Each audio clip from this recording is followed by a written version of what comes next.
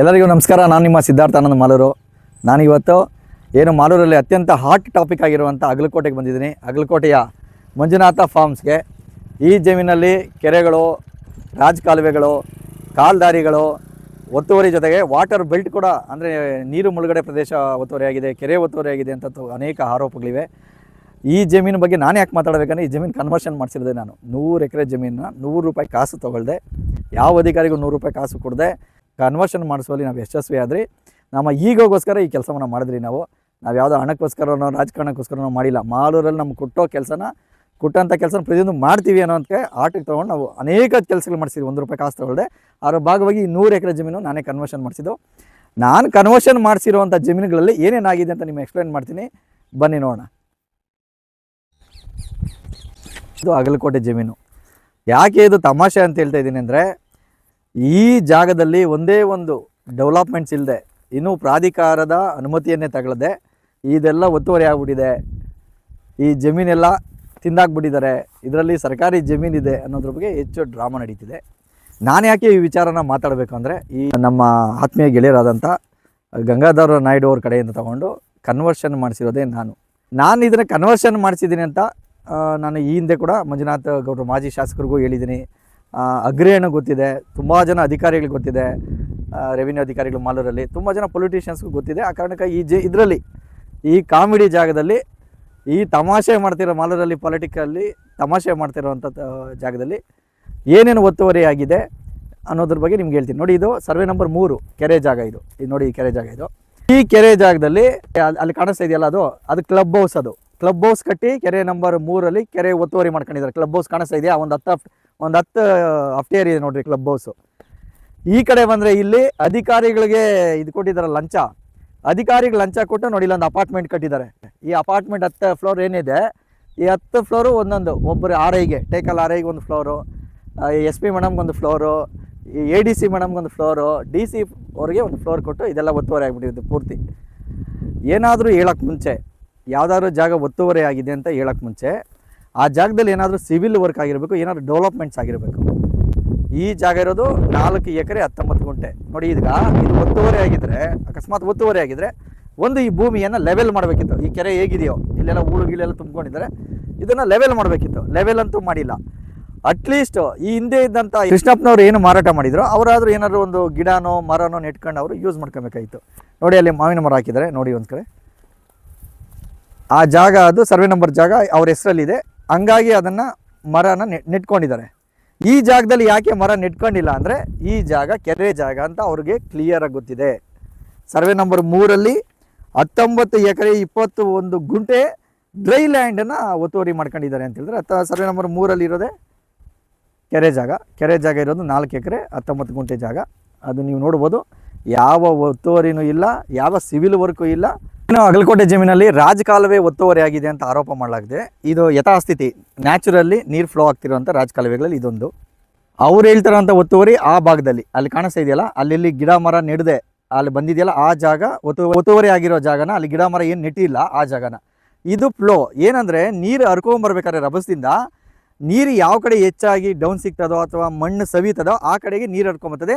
ಅದು ನ್ಯಾಚುರಲ್ ಆಗಿ ಈ ಥರ ಕಾಲುವೆಗಳ ಥರ ಫಾರ್ಮ್ ಆಗ್ತದೆ.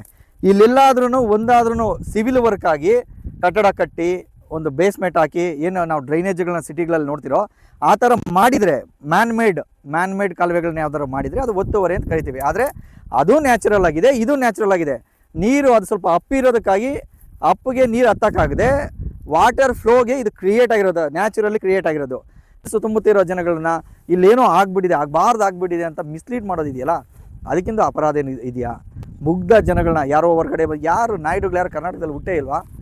ಕರ್ನಾಟಕದಲ್ಲಿ ಯಾರು ರೆಡ್ಡಿಗಳಿಲ್ವಾ? ಏನೋ ಆಂಧ್ರದಿಂದನೇ ಬರಬೇಕಾ? ಇಲ್ಲಿ ಯಾರು ಕಮ್ಮಗಳು ಯಾರು ಇಲ್ವಾ? ಇಲ್ಲಿ ಹುಟ್ಟಿ ಬೆಳೆದಿದ್ದಾರೆ ನಮ್ಮ ನಾಯ್ಡು ಅವರು. ಮುಳುಬಾಗ್ಲಲ್ಲಿ ಹುಟ್ಟಿರೋದು. ಏನು ಅಗಲಕೋಟೆ ಜಮೀನಲ್ಲಿ 50 ಎಕರೆ ಆಕ್ರಮಿತ ಶಾಲೆ ಅಂತ ಹೇಳ್ತಾ ಇದ್ದಾರೋ, ಇಲ್ಲಿಗಲ್ ಎನ್ಕ್ರೋಚ್ಮೆಂಟು. ಆ ಜಾಗದ ಬಿಲ್ಡಿಂಗ್ ಇದೆ. ಈ ಬಿಲ್ಡಿಂಗ್ ಸೈಜ್ ಬಂದು 6 ಇಂಟಡಿ ಇದೆ ಒಳಗಡೆ.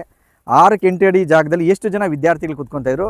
ಇಡೀ ಕರ್ನಾಟಕದಲ್ಲಿ ಎಲ್ಲಾದ್ರೂ 6 ಎಂಟಡಿ ಜಾಗದಲ್ಲಿ ಶಾಲೆಗಳು ಕಟ್ಟಿರೋಂಥ ಇತಿಹಾಸ ಎಲ್ಲರೂ ಇದೆಯಾ ನೋಡಿ? ಅದಕ್ಕೆಲ್ಲ ಸರ್ಜಾಗಲಿಲ್ಲ, ವಿಂಡೋಸ್ಗೆ ಯಾವುದಕ್ಕೂ ಸರ್ಜಾಗಲಿಲ್ಲ, ಎಲ್ಲೂ ನೇಮ್ ಬೋರ್ಡ್ ಇಲ್ಲ.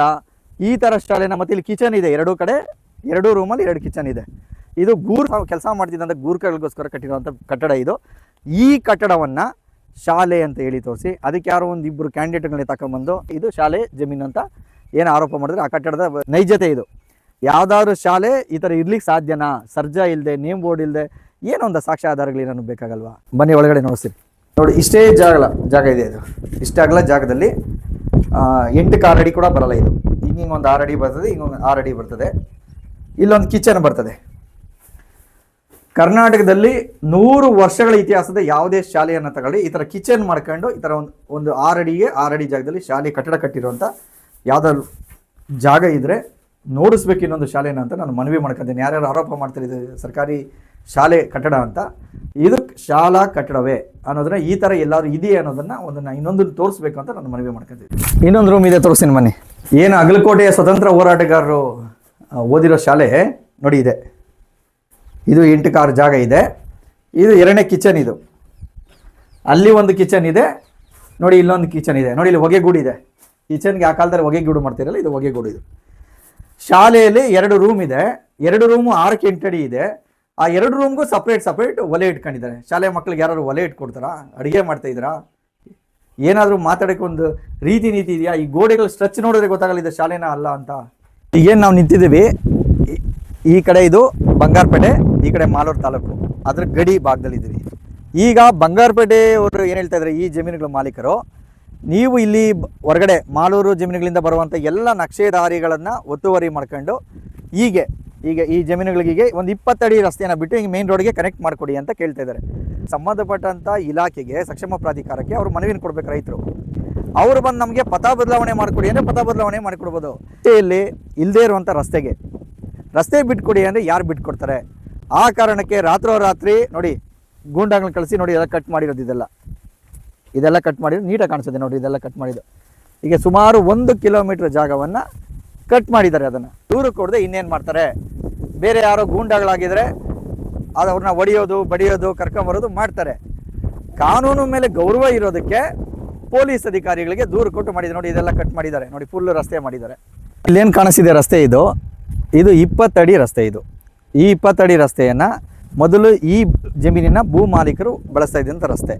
ಈಗೇನು ಕಾಲ್ದಾರಿಗಳೆಲ್ಲ ಕ್ಲೋಸ್ ಆಗಿದೆ ಅಂತ ಹೇಳ್ತಾ ಇದ್ದಾರೆ. ಆ ಕಾಲ್ದಾರಿಗಳು ಮನುಷ್ಯ ಅವಾಗ ಬರಿಗಾಲಲ್ಲಿ ಯಾವುದೇ ವೆಹಿಕಲ್ಸು, 2 ವೀಲರ್ಗಳು ಏನೂ ಇಲ್ದಿದೆ ಬರಿಗಾಲಲ್ಲಿ ಓಡಾಡ್ದಂಥ ರಸ್ತೆಗಳು.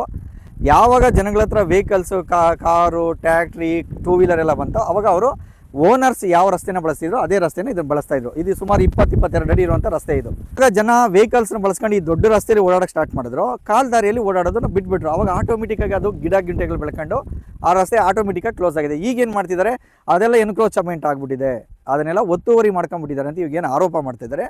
ಹಾಗಾದರೆ ಈಗ ಅಧಿಕಾರಿಗಳು ಅದನ್ನೇ 8 ಅಡಿ ರಸ್ತೆ ಬಿಟ್ಕೊಡ್ರೆ ಇದನ್ನು ಕ್ಲೋಸ್ ಮಾಡ್ತಾರೆ. ನೋಡಿಸ್ರಿ, ಈ ಜಾಗನ ಕಂಪ್ಲೀಟ್ ಈ ರಸ್ತೆನ ಕ್ಲೋಸ್ ಮಾಡ್ತಾರೆ. ಇದು ಪ್ರೈವೇಟ್ ಜಾಗ ಅಲ್ವಾ? 20 ಅಡಿ ಜಾಗ ಬಿಟ್ಕೊಟ್ಟಿದ್ದಾರೆ. ಇಲ್ಲಿ 8 ಅಡಿ ಜಾಗದಲ್ಲಿ ಅದು ಎನ್ಕ್ರೋಚ್ ಮಾಡಿರೋದಲ್ಲ, ಜನ ಓಡಾಡದೆ ಗಿಡಗಳು ಬೆಳ್ಕೊಂಡಿರೋ ಜಾಗನ ಒತ್ತುವರಿ ಮಾಡ್ಕೊಂಡಿದ್ದಾರೆ ಅಂತ ಸುಳ್ಳು ಆರೋಪ ಮಾಡ್ತಿರೋದು. ಇದು ಆ್ಯಕ್ಚುಲಿ ಜನ ಓಡಾಡ್ತಿರೋ ಜಾಗ. ಈಗ ಇಲ್ಲಿ ನೋಡ್ತಾ ಇರಿ, ಇಲ್ಲಿ ಕತ್ತಾಳಿ ಕಲ್ಲಿದೆ. ಅಲ್ಲಿ ಮೊನ್ನೆ ಆರೋಪ ಮಾಡಿದ್ರೆ ಏನಿತ್ತು, ಕತ್ತಾಳಿ ಕಳ್ಳಿಯನ್ನು ನಾವು ಯಾರು ತಂದು ಹಾಕೋಕ್ಕಾಗಲ್ಲ, ಅದು ಆಟೋಮೆಟಿಕ್ ಬೆಳೀತದೆ, ಫಸ್ಟಿಂದನೂ ಗಡಿ ಭಾಗ ಅದೇ ಇರ್ತದೆ ಅಂತ ಆರೋಪ ಮಾಡಿದರು.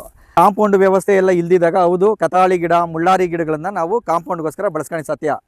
ಕತ್ತಾಳಿ ಗಿಡದ ಹತ್ರನೇ ಬೌಂಡ್ರಿ ಇರೋದಾದರೆ ನೋಡಿ, ಬಂದು ಸರ್ವೆ ಮಾಡಿದಾಗ ಮಾರ್ಕನ್ನು ಇಲ್ಲಿ ಮಾಡಿದ್ದಾರೆ. ಹಂಗಾರೆ ಕಾಂಪೌಂಡ್ ಕರೆಕ್ಟಾಗಿ ಹಾಕಿದ್ದಾರೆ ಅಂತ ಅರ್ಥ ಅಲ್ವಾ? ಆವಾಗ ಅಂದಾಜಾಗಿ ಅಲ್ಲಿ ಹಾಕೊಂಡಿರ್ತಾರೆ. ಎಷ್ಟೋ ಜಮೀನುಗಳಲ್ಲಿ ಒಂದು ಸ್ವಲ್ಪ ಹೆಚ್ಚಾಗಿ ಹಾಕೊಂಡಿರ್ತಾರೆ, ಒಂದು ಸ್ವಲ್ಪ ಕಡಿಮೆನೂ ಹಾಕೊಂಡಿರ್ತಾರೆ. ಯಾವುದೋ ಆ ಕಾಲದಲ್ಲಿ. ಹಂಗಾಗಿ ನೋಡಿ, ಕತ್ತಾಳಿ ಎಲ್ಲಿದೆಯೋ ಅಲ್ಲಿಗೆ ಬೌಂಡ್ರಿ ಇತ್ತು ಅಂತ ಅದು ಸುಳ್ಳು ಅಂತ ಆಯ್ತಾ? ಹಂಗಾರೆ ಇಲ್ಲಿಗೆ ಅಧಿಕಾರಿಗಳೇ ತಂದು ಇಲ್ಲಿ ಹಾಕಿದಾರಲ್ಲ. ನೀವು ನೋಡಿ, ಇದು ಸುಮಾರು ಸುತ್ತ ನೋಡಿ ಒಂದು 8 ಕಿಲೋಮೀಟ್ರು ಎಲ್ಲ ಕೂಡ ಎಲ್ಲಿ ಕಾಂಪೌಂಡನ್ನು ಫಿಕ್ಸ್ ಮಾಡಲಾಗಿದೆ ಅಲ್ಲಿಗೆ ಸರ್ಕಾರಿ ಅಧಿಕಾರಿಗಳು ಗಡಿ ಕೊಡೋಕೆ ಫಿಕ್ಸ್ ಮಾಡಿದ್ದಾರೆ. ಹಾಗಾದ್ರೆ ಯಥಾಸ್ಥಿತಿ ಕಾಂಪೌಂಡ್ ಎಲ್ಲ ಹಾಕಿದಾರೋ ಸರ್ವೆ ಕಲ್ಲು ಕೂಡ ಹದ್ದುಬಸ್ತಿ ಅಲ್ಲಿಗೆ ಹಾಕಿದ್ದಾರೆ. ಅಂದರೆ ಈ ಕಾಂಪೌಂಡ್ ಏನಾಕಿದೆ ಅದು ಎನ್ಕ್ರೋಚ್ಮೆಂಟ್ ಅಲ್ಲ, ಒತ್ತುವರಿ ಎಲ್ಲ ಸರಿ ಇದೆ ಅಂತ ಅರ್ಥ. ನೋಡಿ, ಇಲ್ಲೇನು ಇದು ನಕ್ಷೆ ಜಾಗ ಇಲ್ಲಿ ಜಾಗ ಬಿಟ್ಟಿದೆ. ಇದು ದಿನಗುಟ್ಟಳಿಗೆ ಹೋಗೋ ಜಾಗ. ಇದು ಸರ್ವೆ ನಂಬರ್ 19 ಬರ್ತದೆ. ಎಲ್ಲೂ ಕೂಡ ಎನ್ಕ್ರೋಚ್ಮೆಂಟ್ ಆಗಿಲ್ಲ. ಇದು ನೋಡಿ, ಈ ಕಾಲ್ದಾರಿ ಏನಿದೆ, ಕಾಲ್ದಾರಿಗೆ ಆಗ್ಬೇಕಾದಂಥ 8 ಅಡಿ ಜಾಗವನ್ನು ಇಲ್ಲಿ ಬಿಟ್ಕೊಳ್ಳಲಾಗಿದೆ. ಇದು ಬಿಟ್ಟು ಇದರ ಪಕ್ಕದಲ್ಲಿ ಕೂಡ ಬಂಗಾರಪೇಟೆ ಜನ ಓಡಾಡಲಿಕ್ಕೆ ಒಂದು ಆಲ್ಟರ್ನೇಟ್ ಜಾಗನ ಬಿಟ್ಟಿದ್ರಿ. ಬನ್ನಿ ನೋಡಿ, ಇಲ್ಲಿ ನೋಡಿ ಸುಮಾರು 20 ಅಡಿ ಜಾಗ ಇದೆ. ಇದು ಯಾವುದು ಕೂಡ ನಕಾಶೆಯಲ್ಲಿ ಇಲ್ಲದೆ ಇರುವಂಥ ಜಾಗ. ನಕಾಶೆ ಜಾಗ ಅಲ್ಲಿದೆ, ಅಲ್ಲಿ ಬಿಟ್ಟಿದ್ದೀವಿ. ಆದರೂ ಕೂಡ ಜನ ಓಡಾಡ್ಕೊಳ್ಳಿ ಅನ್ನೋ ಕಾರಣಕ್ಕೆ ನೋಡಿ, ಇಲ್ಲೊಂದು CC ಕ್ಯಾಮ್ರಾ ಹಾಕೈತೆ. ಜನ ಓಡಾಡ್ಕೊಳ್ಳಿ ಅನ್ನೋ ಒಂದೇ ಒಂದು ದೃಷ್ಟಿಕೋನದಿಂದ ಈ 20 ಅಡಿ ಜಾಗವನ್ನು ಊರ ಜನಕ್ಕೋಸ್ಕರ ಇಲ್ಲಿ ಬಿಟ್ಕೊಡಲಾಗಿದೆ. ಏನಿದು ದಿನಗುಟ್ಟಳ್ಳಿ ಜಾಗ ನಾವು ಬಿಟ್ಟಿದ್ದೀವಿ, ಇಲ್ಲಿಂದ ಕೆಂಸಂದ್ರ ಕೆರೆವರೆಗೂ ಎಲ್ಲೂ ಕೂಡ ಕಾಂಪೌಂಡ್ ಹಾಕಿಲ್ಲ. ಅವ್ರೇನು ಹೇಳ್ತಿದ್ದಾರೆ, ಕೆರೆಗಳನ್ನೆಲ್ಲ ಫುಲ್ಲು ಒತ್ತುವರಿ ಮಾಡ್ಕೊಂಡು ಸಂಪೂರ್ಣವಾಗಿ ಮುಚ್ಚಿದ್ದಾರೆ ಅಂತ ಅವ್ರು ಹೇಳ್ತಾರೆ. ಎಲ್ಲೂ ಕೂಡ ನಾವು ಕ್ಲೋಸ್ ಮಾಡಿಲ್ಲ, ಎಲ್ಲೂ ಕೂಡ ಕಲ್ಲು ಹಾಕ್ಲೇ ಇಲ್ಲ. ಇಲ್ಲಿ ಆ ಕಡೆ ದಿನಗುಟ್ಟಳ್ಳಿ ಗ್ರಾಮ, ಇದು ಗುಟ್ಟಳ್ಳಿ ಕೆರೆ ನೋಡಿ ಇಲ್ಲಿ ಮಾಡಿದ್ದಾರೆ, ಇಲ್ಲಿ ಮಾರ್ಕ್ ಮಾಡ್ಕೊಂಡಿದ್ದಾರೆ. ಎಲ್ಲಾದ್ರೂ ಕಾಂಪೌಂಡ್ ಇದೆಯಾ ನೋಡ್ರಿ, ಎಲ್ಲೂ ಕೂಡ ಕಾಂಪೌಂಡ್ ಹಾಕಿಲ್ಲ. ಅಂದ್ರೆ ಇಲ್ಲಿ ಮಾರ್ಕ್ ಮಾಡಿದ್ದಾರೆ, ಮಾರ್ಕ್ ಕಡೆ ಇನ್ನೂ ಅದು ಒಳಗೂ ಬರ್ಬೋದಿತ್ತು ಅಥವಾ ಹೊರಗಡೆನೂ ಬರ್ಬೋದಿತ್ತು. ಬಟ್ ಆದರೆ ಮಾರ್ಕ್ ಇಲ್ಲಿ ಮಾಡಿದ್ದಾರೆ. ಎಲ್ಲೂ ಕೂಡ ನಾವು ಅದನ್ನು ಕ್ಲೋಸ್ ಮಾಡುವಂಥ ಕೆಲಸ ಎಲ್ಲೂ ಕೂಡ ಎನ್ಕ್ರೋಚ್ಮೆಂಟ್ಸ್ ಅಲ್ಲ, ಎನ್ಕ್ರೋಚ್ಮೆಂಟ್ಸ್ ಹಾಳಾಗೋಗ್ಲಿ, ಕನಿಷ್ಠ ಕಾಂಪೌಂಡ್ ಕೂಡ ಹಾಕಿಲ್ಲ. ಈ ಕಡೆ ಎಲ್ಲ ಫುಲ್ ಫ್ರೀ ಇದೆ. ನಾವೀಗ ನಿಂತಿರೋ ಜಾಗ ಬಂದು ಸರ್ವೆ ನಂಬರ್ 66. ಈ ಕಡೆ ಕೆರೆ ಇದೆ, ಈ ಕಡೆ ಖಾಸಗಿ ಸೊತ್ತು, ಅಗಲಕೋಟೆ ಖಾಸಗಿ ಸೊತ್ತಿದೆ. ಈ 66 ಸರ್ವೆ ನಂಬರ್ ವಾಟರ್ ಬೆಲ್ಟ್. ಇದೇನಿದೆ ನೀರು ಮುಳುಗಡೆ ಪ್ರದೇಶ ಏನಿದೆ ಇದನ್ನು ಮುಚ್ಚಾಕಿದ್ದಾರೆ, ಅದನ್ನು ಎನ್ಕ್ರೋಚ್ಮೆಂಟ್ ಮಾಡ್ಕೊಂಡಿದ್ದಾರೆ ಅಂತ ಹೇಳ್ತಾರೆ. ನೋಡಿ, ಇದು ಪೂರ್ತಿ ಇದೊಂದು ಹ್ಯಾಂಗಲಲ್ಲಿ ಒಂಥರ ಯಾವ ಥರ ಹಾವ್ ಶೇಪಲ್ಲಿ ಇದು ಹ್ಯಾಂಗಲಲ್ಲಿ ಹೋಗುತ್ತೆ ನೀರು. ಸರ್ವೆ ನಂಬರ್ 66, ಈ ಕಡೆ 21. 66 ಸರ್ಕಾರಿ ಜಮೀನು ಅಂತಿದೆ, ಸರ್ಕಾರ ದಾಖಲಾತಿಗಳಿದೆ, ಅದು ನೀರು ಮುಳುಗಡೆ ಪ್ರದೇಶ. ಅದನ್ನ ಯಾರು ಕಾಂಪೌಂಡ್ ಹಾಕೊಂಡಿಲ್ಲ, ಮುಚ್ಕೊಂಡಿಲ್ಲ, ಅದು ಕ್ಲಿಯರ್ ಆಗಿದೆ. ಇದೊಂಥರ ಟ್ರಯಾಂಗಲ್ ಅಲ್ಲಿ ಹೋಗ್ತದೆ. ಟ್ರಯಾಂಗಲ್ ಹೋಗೋದ್ರಿಂದ ಸ್ವಲ್ಪ ಕನ್ಫ್ಯೂಸ್ ಆಗುತ್ತೆ. ಹೆಂಗೆ ಅಂತ ನೋಡಿ, ಇಲ್ಲೊಂದು ಮಾರ್ಕ್ ಮಾಡಿದ್ರೆ ಅಲ್ಲಿ ಮಾರ್ಕ್ ಮಾಡಿದ್ರೆ ಹಿಂಗೆ ಹೋಗಿ ಹಿಂಗೆ ಬರೋದ್ರಿಂದ ಈ ಜಾಗ ಪೂರ್ತಿ ಖಾಲಿ ಇದೆ. ನೋಡ್ರಿ, ಇಲ್ಲಿ ಯಾವ ಕಾಂಪೌಂಡೇ ಇಲ್ಲ. ಫಸ್ಟ್ ಆಫ್ ಆಲ್ ಈ ಕೆರೆಗಳ ಹತ್ರ ಇಲ್ಲೆಲ್ಲಾದ್ರೂ ಕೂಡ ನೀರು ಮುಳುಗಡೆ ಪ್ರದೇಶದಲ್ಲಿ ಎಲ್ಲೂ ಕೂಡ ಕಾಂಪೌಂಡ್ ಇಲ್ಲ. ಈಗೇನು ನೀವು ನೋಡ್ತಾ ಇರಿ, ಈ ಕಡೆ ಇರೋದು ದೊಡ್ಡ ಕೆರೆ, ಈ ಎಡಭಾಗದಲ್ಲಿರೋ ಜಾಗ ಇದು ನಮ್ಮ ಗಂಗಾಧರವರ ಜಮೀನು. ಎಲ್ಲೂ ಕೂಡ ಇದನ್ನು ಕಾಂಪೌಂಡ್ ಹಾಕ್ಕೊಂಡಿಲ್ಲ, ಕೂಚ ಹಾಕ್ಕೊಂಡಿಲ್ಲ, ಎಲ್ಲೂ ಕೂಡ ತಂತಿ ಬೇಲಿಯನ್ನು ಹಾಕ್ಕೊಂಡಿಲ್ಲ. ಇದೆಲ್ಲ ಕ್ಲಿಯರಾಗಿ ಬಿಟ್ಟಿದ್ದಾರೆ. ಇವರೇನು ಹೇಳ್ತಾ ಇದ್ದಾರೆ, 30 ಎಕರೆ ಕೆರೆನ ತಿಂದಿದ್ದೀರಿ ಅಂತ ಅವ್ರು ಹೇಳ್ತಾ ಇರೋದು ಇದೇ ಜಾಗ.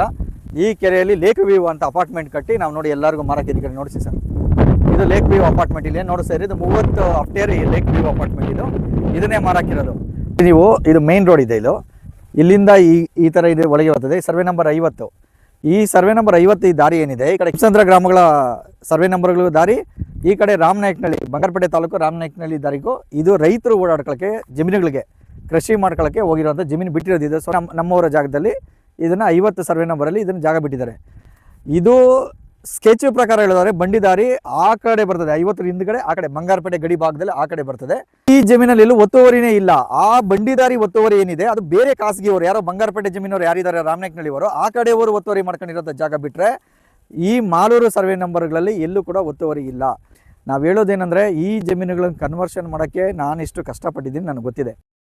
ರಾಜಕಾಲುವೆಗಳು ಇರ್ತವೆ, ಕೆರೆಗಳು ಇರ್ತವೆ, ಕಾಲ್ದಾರಿಗಳು ಇರ್ತವೆ. ಆ ಜಮೀನು ಮಾಲೀಕರು, ಹಿಂದಿನ ಮಾಲೀಕರು ಹೇಗೆ ಮಾರಿದಾರೋ ಅದೇ ಯಥಾಸ್ಥಿತಿಯಲ್ಲಿ ಈಗ ಜಮೀನು ಹಂಗಿದೆ.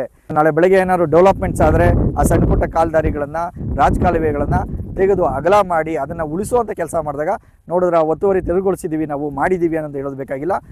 ಅದು ಒತ್ತುವರಿ ಅನ್ನೋ ಮಾತನ್ನು ಬರೋದೇ ಇಲ್ಲ. ಧನ್ಯವಾದಗಳು.